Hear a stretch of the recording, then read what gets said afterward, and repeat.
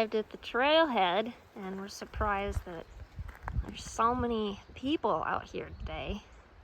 Not put off at all by all the rain this week. Bye, Alex. Bye. Good luck. We'll see. I'm gonna get going now. Okay.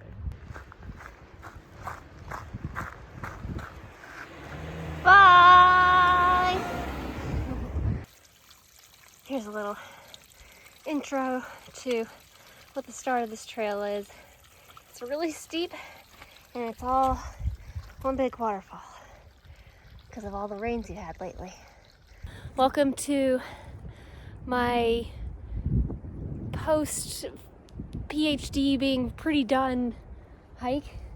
I'm in the Taum Sauk Mountain and Johnson Shut-ins area of the Ozark Trail, and I'm going to be out for probably 3 days and 2 nights, doing around 30 to 35 miles depending on where I decided to end. So I'll stop me off at noon. I am starting around the Bell Mountain Wilderness, which is it has like a little bit of the Ozark Trail spur that starts the trail, and then it does a loop around Bell Mountain. But instead of going up Bell Mountain, I'll be continuing south on the Ozark Trail, then eventually gets towards Goggins Mountain.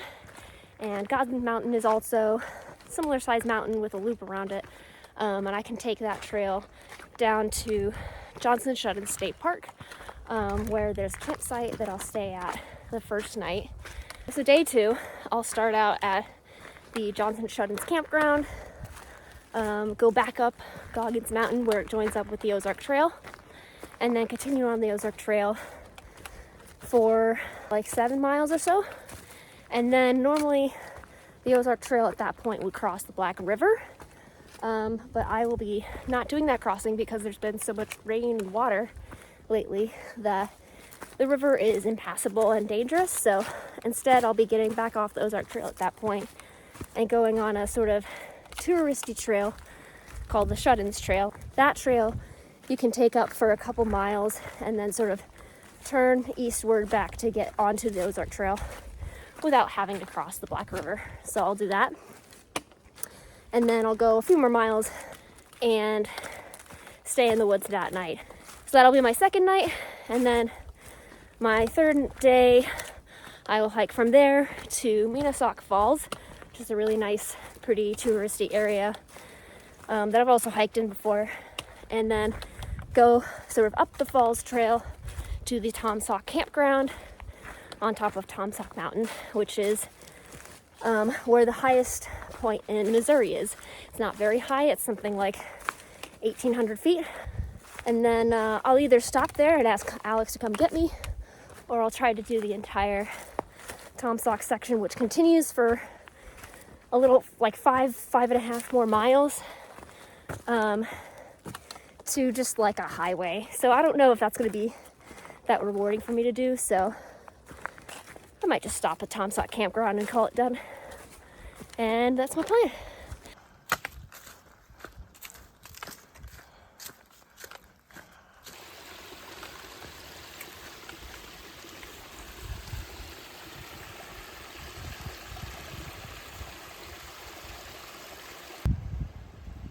Something nice about this hike is that it's got all these really pretty glades.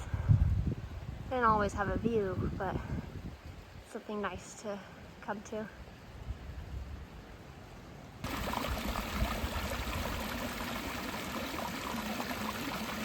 This hike ties together a lot of the different hikes that I've done in this area, and kind of some important milestones in my hiking and camping time here. So currently I'm in the Bell Mountain Wilderness. I've done about 2 miles and should be coming soon to the crossing of the Ozark Trail with Bell Mountain Loop. And the Bell Mountain Trail is where I did my first backpacking trip with Alex. The total trip to do that is about 11 and a half miles, something like that. For a first backpacking trip, that is way too long, mostly because we didn't know what we were doing at all. Probably neither of our packs fit well. They were packed super heavy. Part of the reason they were heavy is because they had a bunch of dog supplies and dog food coming to the junction with Bell Mountain Loop. This goes over there. You can see the sign.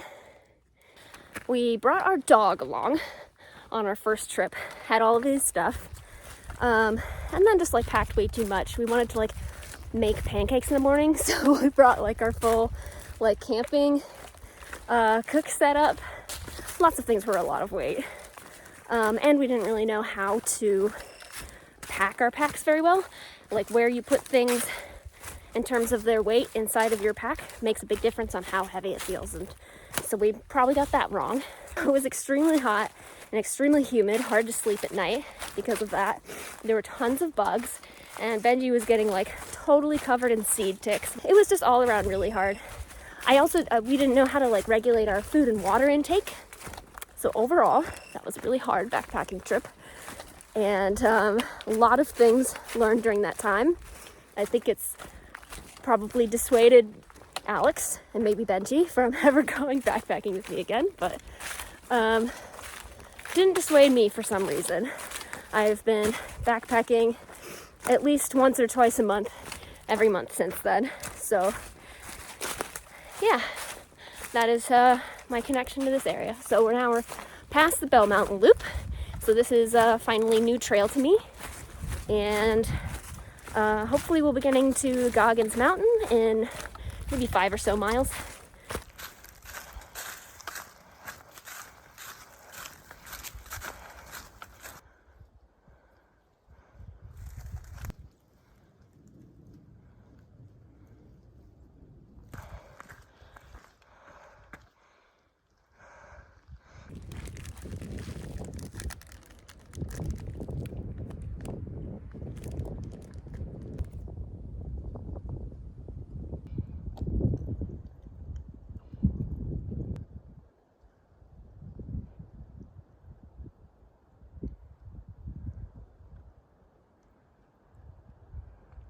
I was just walking through some tall grass, kind of like this stuff, and I was thinking, oh man, in the summer this would be like tick heaven. And then I looked down, I had a tick on my sock.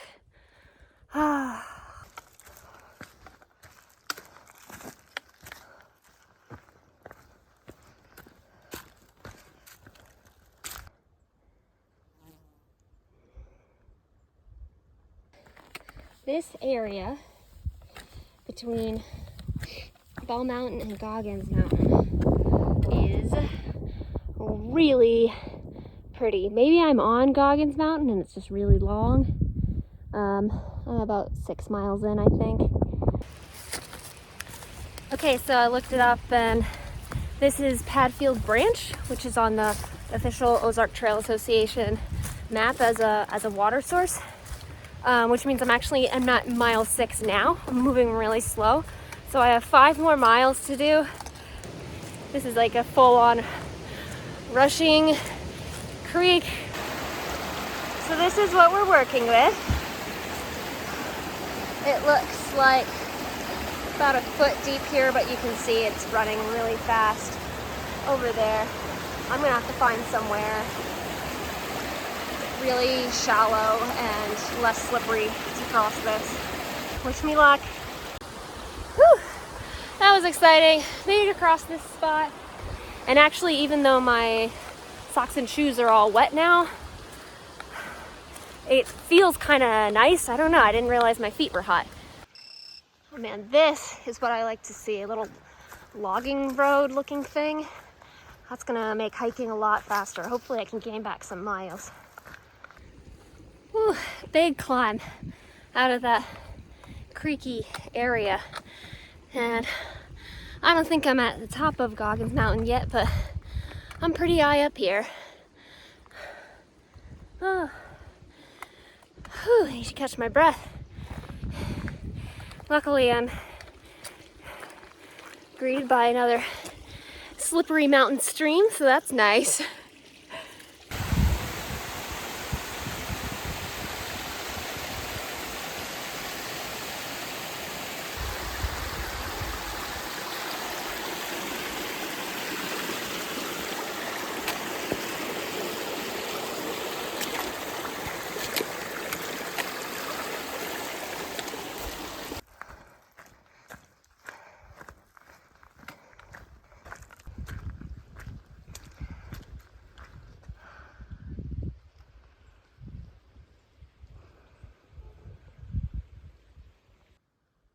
This is a very welcome sight. It's a little confusing because it has an Ozark Trail marker, but you can see it says Spur Trail, which is the way I'm gonna get down Goggins Mountain. I am feeling pretty beat up right now. It's about 5:15, and so I've been hiking for a little over 5 hours, and now I finally have made it to the end of this part of Goggins Mountain, and we'll head down to the Johnson Shut-ins campground on that spur trail. A shut-in is something where there's like a big body of water, like a river, that gets shut into a smaller area. A lot of the water gets like concentrated and pushed through really forcefully all at once because of the rock, the kind of rock that's around that area and the way it, I don't know, forms a sort of a shut-in. That is what the Johnson Shut-ins are around the Black River.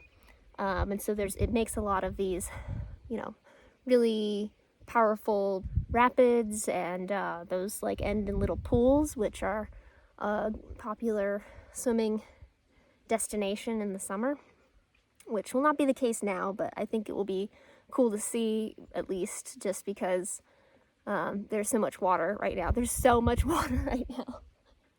But anyway, even if the water made the trail harder, I think it will make the shut-ins experience cooler for me. I swear, this like always happens to me at the end of the day, that there's some like water crossing. And usually I'm hasty about it and I get wet. But my socks and shoes have dried off a bit, so I don't really want to get wet again. I made it. Here's my site. Oh, had my dinner. I had some chicken ramen with a tuna packet.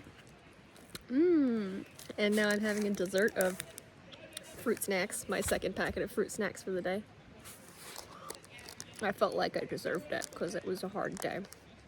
The end of the day consisted of me thinking that there was direct connection between the lower part of the Goggins Mountain loop and Johnson Shut-ins campground, and there is not. So I think I'm gonna like have to go back out that way tomorrow morning, but that meant I hiked probably 1.5, maybe 2 more miles than I thought I was going to. At the end of the day, I really didn't feel like it, and I had like wet shoes again because of the water crossings, and my feet and especially my ankles hurt. So total hiking mileage today comes to 11.17 miles. Felt like a lot more. And whole hiking time came to 6 hours and 38 minutes. So that's really slow, but not that surprising given how hard the terrain was. So tomorrow I'm hoping to do, maybe it's between like 12 to 13 miles to get past the scour area of Johnson Shut-ins and up onto the Prophet Mountain, I believe. So hopefully that works out to be 12 to 13 miles. I'm gonna try and get some sleep now and see you tomorrow.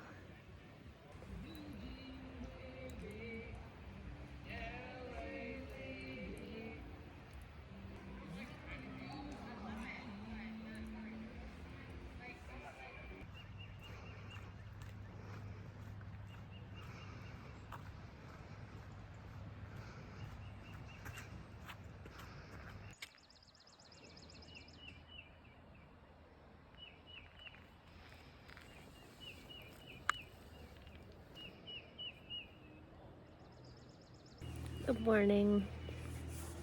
It's about 8 a.m. and I woke up around 7:15. My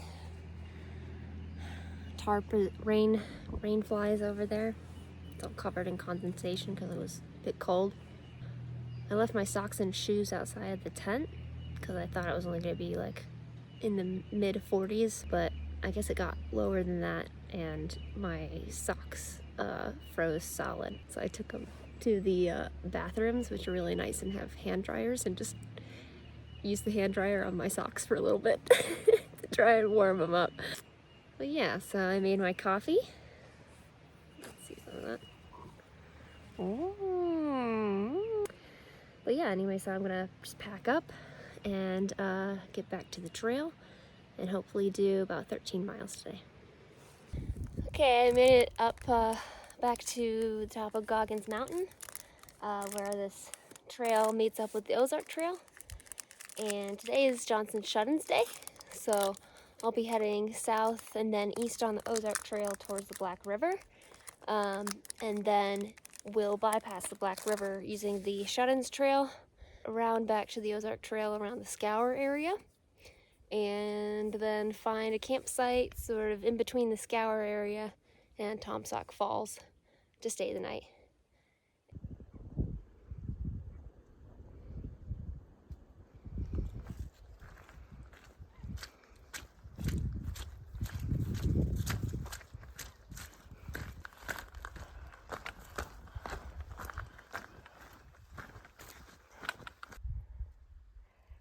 Yeah, the rocks have come back for me.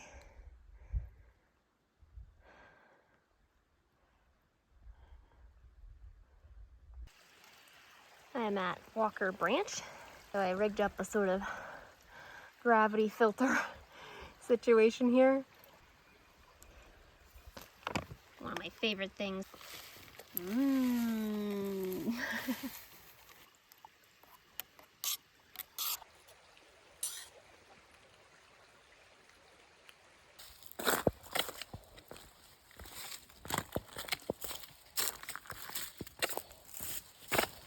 Something I was thinking about this morning, which is how I hope like backpacking helps me as a person.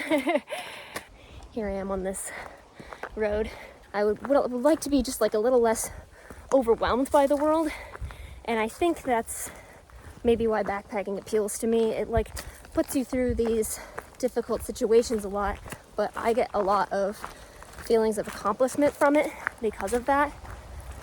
And so I just wonder if, like, you know, sort of practicing the art of coming into difficult situations and getting over them the best that I can is going to help me in my normal life so I can be more zen. So that's just something I've been thinking about lately. Man, this area is like a desert out here. It's like so hot and dry on whatever ridge I'm on. This probably explains how it's so hot and dry. You can see there are just a ton of trees blown down around here.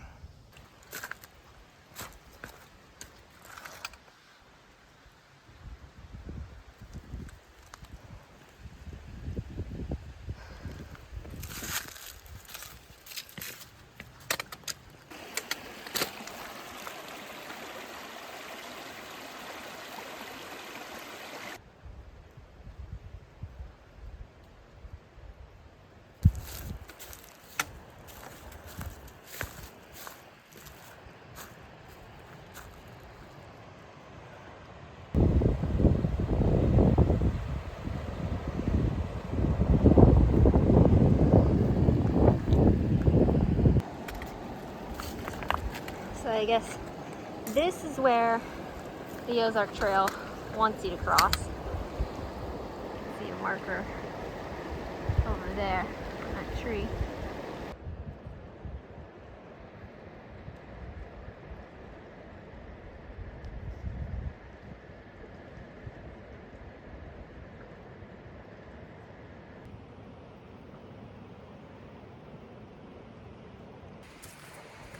So I'm bypassing the Black River now, which means I'm on the Shut-ins Trail, and I think I go up this about 2 miles.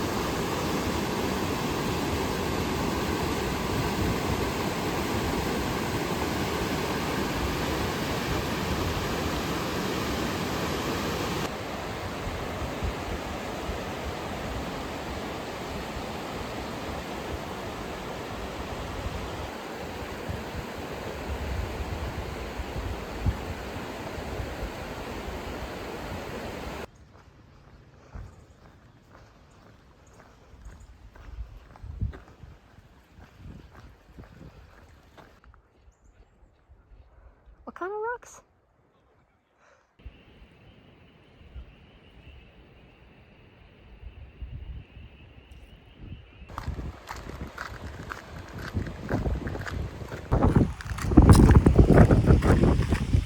I made it to the Scour Trail. This trail is kind of interesting for me to come back to because it was my first solo backpacking trip. And I only went 2.5 miles in, but this is one of the first things you come to on this trail is this like pavilion here. And behind me, that water you see is part of the scour area. We'll get a better look at it later. You can see a lot of trees are really young and all seem to be about the same age. And that's because the scour area is actually a disaster zone. It was formed when the upper Taum Sauk reservoir broke. I'm gonna guess sometime around 2009, and it came in and flooded this whole area and caused a huge amount of damage and destroyed the old Johnson Shut-ins campground, but they had to move it about a mile north of here. It's cool doing this trail at this time of year compared to when I did it in August, I believe, that you can see there aren't any leaves on the trees, so you can see down into the scour like the whole time.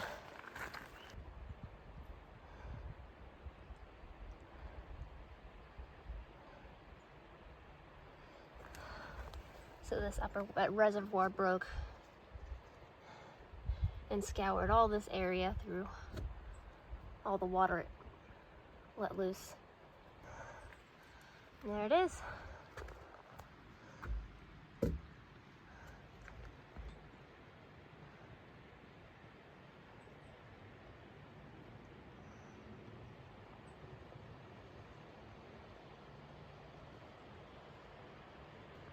Something I just realized that I didn't know last time is that you can even tell like what point in the wall broke. Like around this area.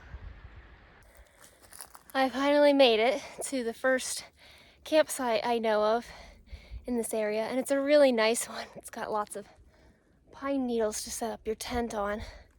So I'm gonna sit here and take a break. It's about like 5:30.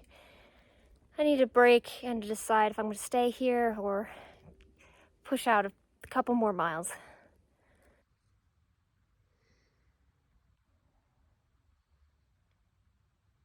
Got things set up, and now I'm off to make dinner. This is why I chose that spot, because I remembered there was a glade right above it that has a little bit of a view.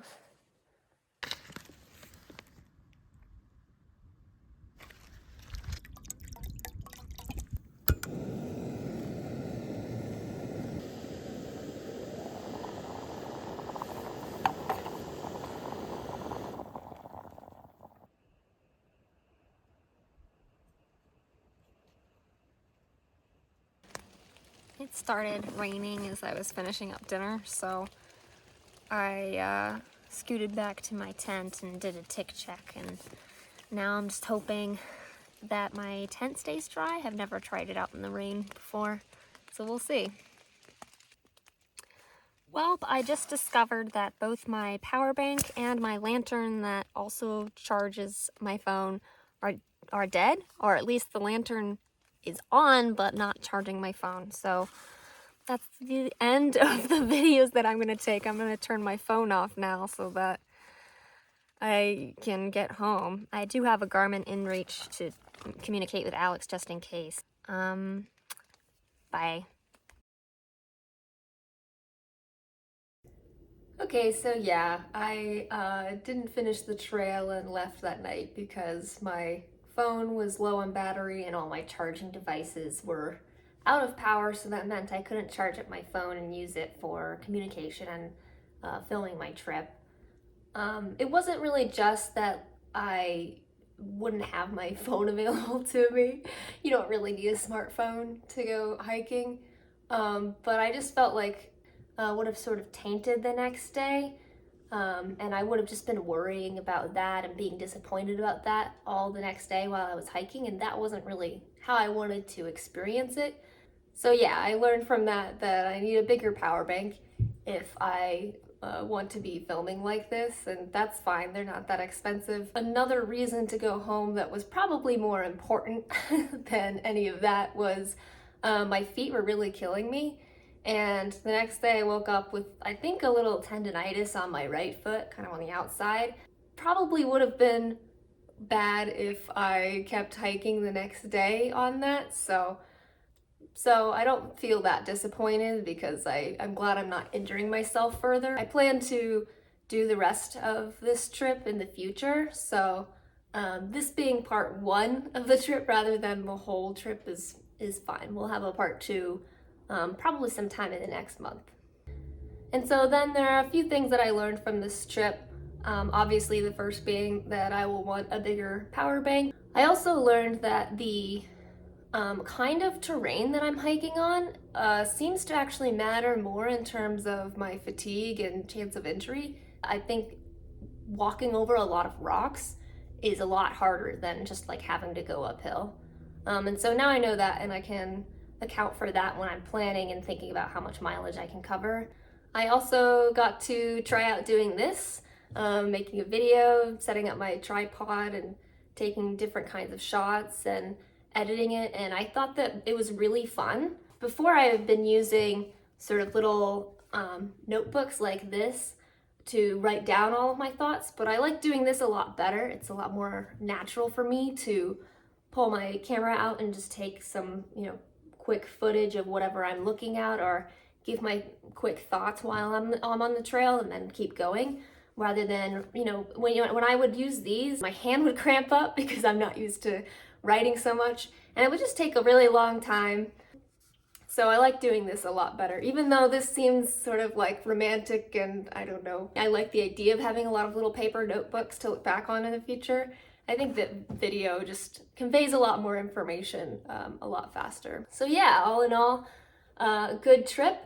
I'm looking forward to completing it, doing part two soon enough. And thanks for watching. Hope you enjoyed it. Let me know what you think. And yeah, hope to see you next time. Bye.